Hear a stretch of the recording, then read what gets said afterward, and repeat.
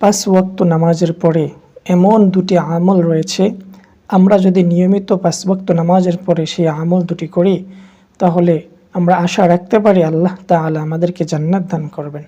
এক নম্বর আমল হচ্ছে, রাসূল করিম সাল্লাল্লাহু আলাইহি ওয়াসাল্লাম হাদিসের মধ্যে ইরশাদ করেন, যে ব্যক্তি প্রত্যেক ফরজ নামাজের পরে 33 বার সুবহানাল্লাহ, 33 বার আলহামদুলিল্লাহ এবং 33 বার আল্লাহু আকবার বলবে এবং 100 নম্বরে পড়বে লা ইলাহা ইল্লাল্লাহু ওয়াহদাহু লা শারীকা লাহু লাহুল মুলকু ওয়া লাহুল হামদু ওয়া হুয়া আলা কুল্লি শাইইন কদির, তাহলে ওই বান্দার যদি সমুদ্রের ফেনা পরিমাণও গুনাহ থাকে আল্লাহ তাআলা মাফ করে দিবেন। সুবহানাল্লাহ।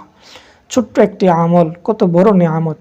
তো আমরা যদি প্রত্যেক ফরজ নামাজের পরে এই আমলটি করি তাহলে আল্লাহ তাআলা আমাদের জীবনে যদি সমুদ্রের ফেনা পরিমাণও গুনাহ থাকে মাফ করে দিবেন। তো আমরা সকলেই চেষ্টা করব প্রত্যেক ফরজ নামাজের পরে এই আমলটি করার জন্য।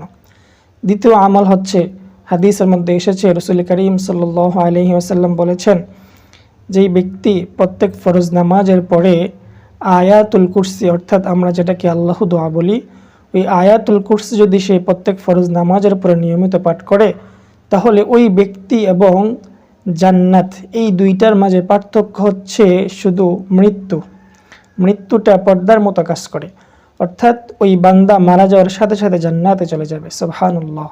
তো এই জন্য আমরা সকলেই চেষ্টা করব প্রত্যেক ফরজ নামাজের পরে আয়াতুল কুরসি অর্থাৎ আল্লাহ দোয়া পাঠ করার জন্য।